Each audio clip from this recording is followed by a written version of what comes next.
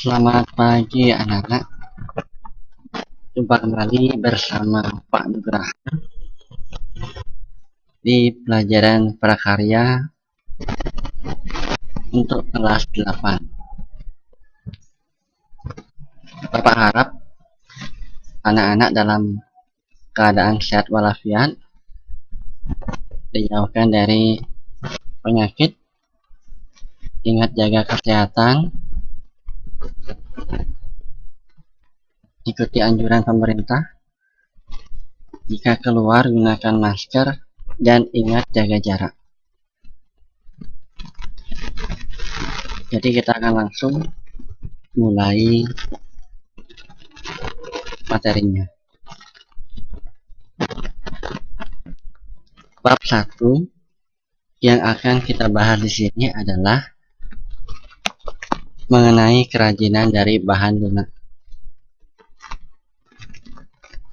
Mungkin anak-anak sudah tahu atau ada yang belum tahu pengertian dari kerajinan bahan lunak. Kerajinan bahan lunak terbuat dari bahan dasar yang bersifat lunak. Dari asal bahannya bisa dibagi menjadi dua, yaitu kerajinan dari bahan lunak alami dan kerajinan dari bahan lunak buatan. Untuk bahan lunak alami dapat diperoleh dari alam, tersedia di alam dan lingkungan sekitar secara alamiah tanpa proses pengolahan manusia terlebih dahulu. Kemudian dapat ditemukan di lingkungan sekitar dalam jumlah banyak dan melimpah. Contohnya di sini adalah tanah liat, getah, dan kulit.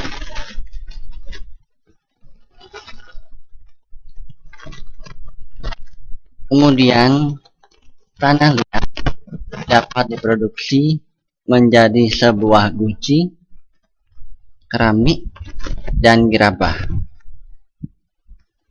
Pelepah pisang yang bahannya dari alam dapat dibentuk menjadi wadah tisu atau lukisan dinding.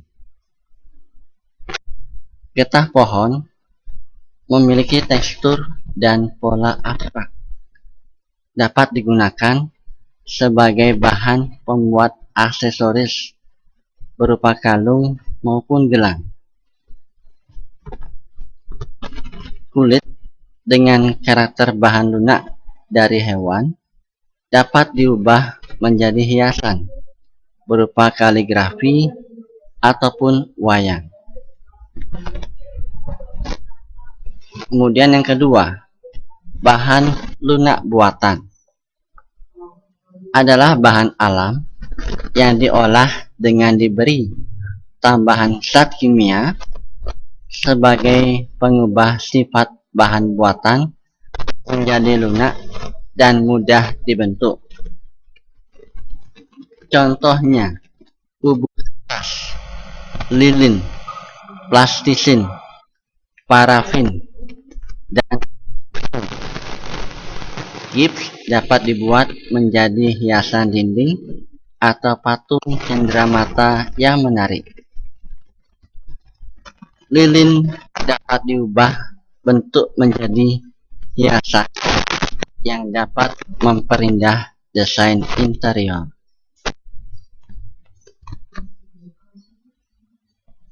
Kita lanjut ke bahan lunak alami, yaitu kerajinan tanah liat.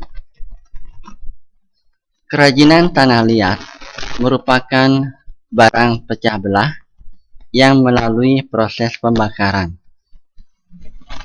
Dalam pembuatannya, bahan tanah liat melalui proses sedemikian rupa sehingga menjadi produk bernilai guna dan estetik yang tinggi.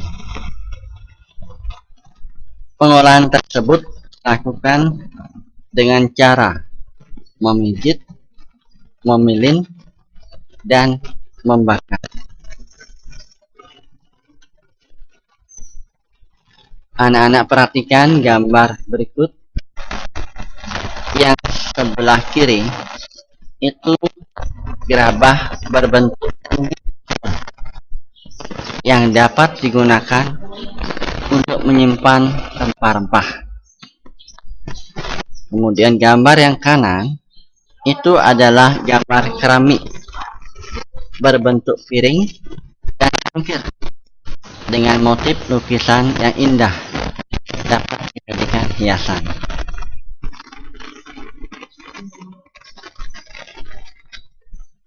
Menyiapkan peralatan kerajinan. Mesin pengolahan bahan baku mentah ada menggunakan meja gipsum, kemudian menggunakan blunger. Kemudian alat pembentuk kerajinannya di sini menggunakan alat putar kaki dan alat putar tangan.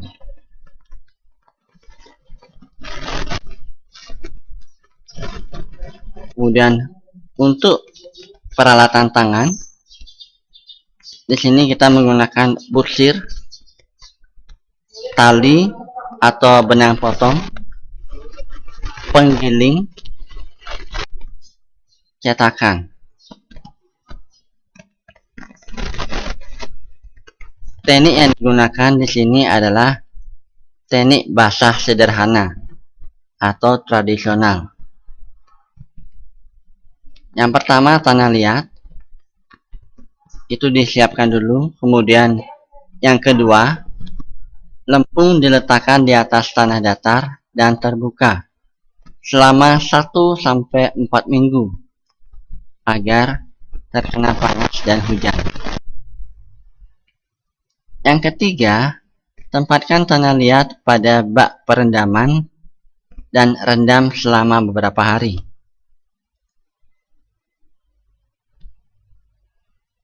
Yang keempat, setelah 1 hari, air yang ada pada bak perendaman dibuang. Yang kelima, tanah liat yang ada dalam perendaman diinjak-injak sambil dibersihkan kerikil, rumput, atau kotoran lain yang menyertainya. Yang keenam, tanah liat siap digunakan untuk membuat benda-benda yang diinginkan. Dan yang ketujuh, produk kerajinan sudah jadi. Kemudian berikutnya teknik basah dengan menggunakan mesin.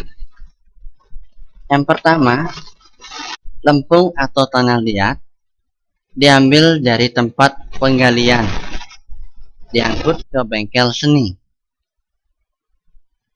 Kemudian yang kedua, tanah liat dimasukkan ke dalam plunger dan disaring dengan air. Kemudian diputar kurang lebih 10 jam. Yang ketiga, masukkan tanah liat ke dalam ember atau bak dan diendapkan selama 1 hari sampai permukaan terlihat bening. Yang keempat, tanah yang sudah mengendap dipindahkan dengan menuangkannya ke meja gips. 5. Setelah itu diuli hingga betul-betul liat. Yang keenam, kemudian tanah liat dibentuk bulat-bulat menyerupai bola-bola dan dimasukkan ke dalam kantong-kantong plastik serta disimpan di tempat yang lembab. 7. Tanah liat siap digunakan untuk membuat benda-benda keramik. Teknik berikutnya adalah teknik kering. Caranya adalah, yang pertama, tanah liat diambil dari tempat penggalian. Yang kedua, diletakkan di atas tanah datar dan terbuka hingga beberapa hari. Yang ketiga, kemudian ditumbuk dengan palu sampai halus. Yang keempat, lakukan penyaringan dengan lebar lubang saringan yang dikehendaki. Campurkan air sedikit demi sedikit sambil diuli sampai matang. Yang keenam, bentuklah lempung seperti bola-bola dan masukkan ke dalam kantong plastik. Yang ketujuh, simpan di tempat yang lembab hingga beberapa hari agar butiran-butiran tanah pecah dan homogen. Yang kedelapan, lempung siap digunakan untuk berbagai kerajinan. Untuk teknik pembuatannya ada beberapa teknik. Yang pertama itu ada teknik pijat atau pitching. Teknik pijat adalah teknik yang digunakan untuk membuat bentuk menggunakan tangan secara langsung dengan cara dipijat-pijat atau ditekan-tekan sesuai bentuk yang diinginkan.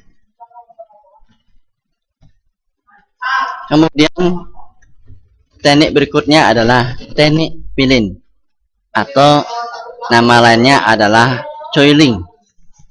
Teknik ini digunakan untuk memilih tanah liat atau membentuk tanah liat seperti cacing. Kemudian hasil pilihan tersebut disusun melingkar sesuai dengan desain yang diinginkan. Berikutnya teknik putar. Teknik ini sering digunakan oleh para perajin gerabah karena hasilnya lebih cepat dan sempurna, terutama untuk membuat bentuk-bentuk bulat.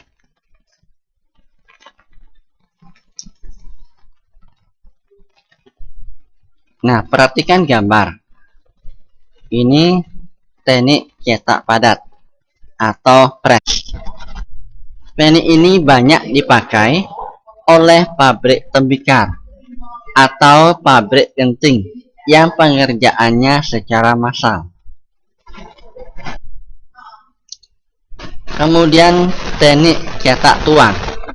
Sesuai gambar di sebelah kanan, teknik cetak tuang dilakukan oleh pabrik atau industri rumah tangga untuk membuat benda-benda kecil yang berbentuk hiasan dan perlengkapan rumah tangga seperti poci, gelas, cangkir, vas bunga, dan cenderamata. Kemudian menyiapkan tungku pembakaran. Perhatikan gambar di sebelah kanan. Tipe tungku ladang. Jadi ini namanya tipe tungku ladang. Dilakukan secara tradisional dengan pengerjaan yang sederhana, yaitu dengan cara membuat lubang dalam tanah dengan kedalaman 1 meter atau sesuai kebutuhan. Kemudian tipe tungku bak terbuka. Perhatikan gambar di sebelah kanan. Tipe tungku ini dibuka pada bagian atasnya. Tipe tungku bak terbuka dibagi dua, yaitu tungku bak segi 4 dan tungku bak silinder. Tipe tungku ini bentuknya berupa bak yang atasnya terbuka, fungsinya meletakkan keramik yang akan dibakar. Kemudian berikutnya adalah tipe tungku botol. sesuai bentuknya yang seperti botol. Tungku ini lebih baik daripada tungku bak terbuka. Jadi dari gambar ada angka-angka dan keterangannya. Yaitu yang pertama ini namanya cerobong. Yang kedua ini namanya ruang biskuit. Yang ketiga pintu. Dan yang keempat juga pintu. Yang kelima dinding kantong. Yang keenam sarangan pada bagian tengah tungku. Yang ketujuh sarangan pusat. Yang kedelapan kantong api. Yang kesembilan ini lubang api. Kemudian yang ke-10 sarangan. Yang ke-11 abu dan udara. Dan yang ke-12 dinding tungku. Jadi mungkin gambarnya tidak semua terlihat ya. Lanjut, tipe tungku api berbalik. Sesuai gambar di sebelah kanan, tipe tungku ini merupakan yang paling baik untuk industri keramik.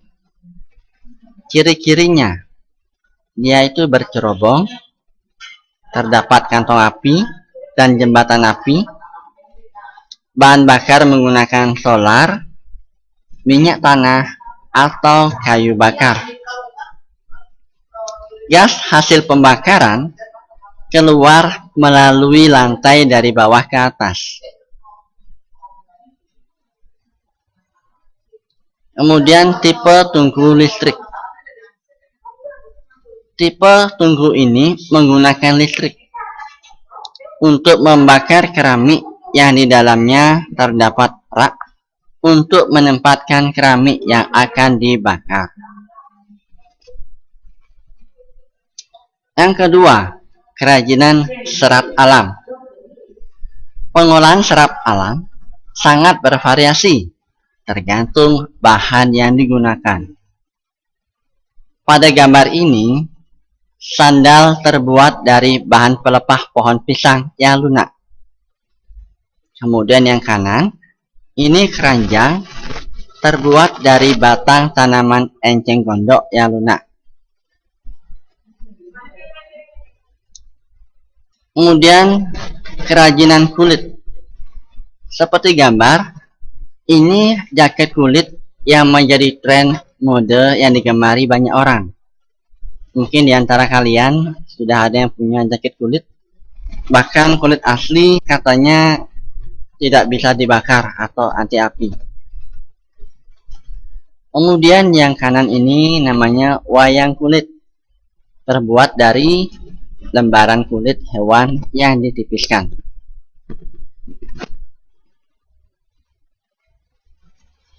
Lanjut, kerajinan gipsum.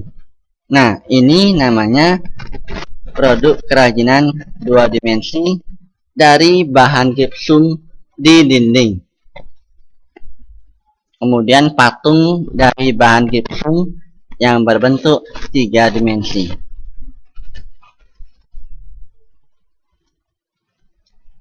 Kerajinan gipsum, teknik yang digunakan dalam berkarya bahan gipsum adalah yang pertama, teknik casting atau mencetak. Yang kedua, teknik carving atau memahat. Yang ketiga, teknik modeling.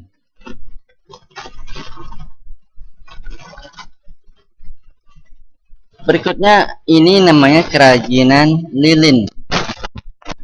Perhatikan gambar. Lilin dibentuk menyerupai bunga teratai berwarna merah muda.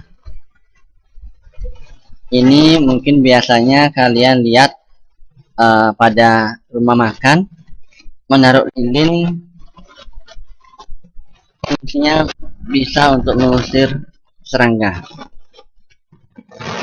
Lilin yang dibentuk berlapis-lapis terlihat menarik. Mungkin di gambar masih terlihat hitam putih.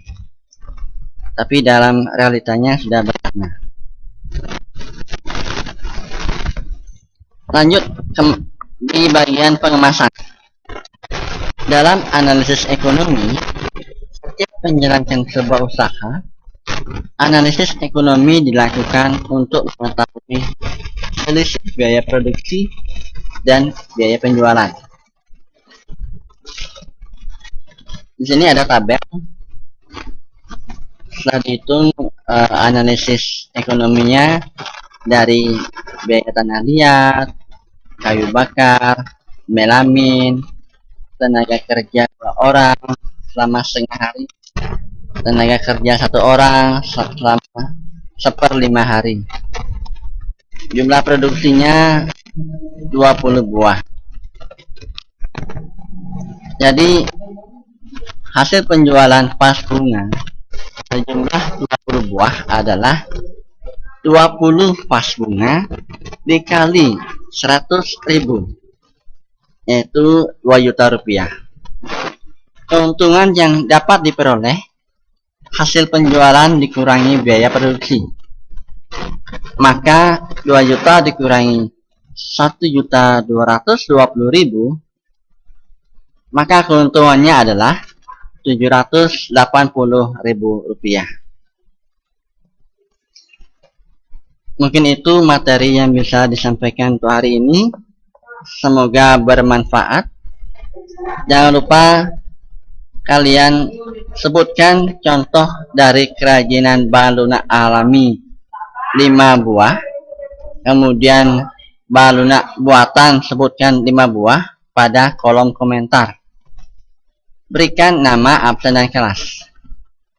Terima kasih. Sampai bertemu di pertemuan selanjutnya.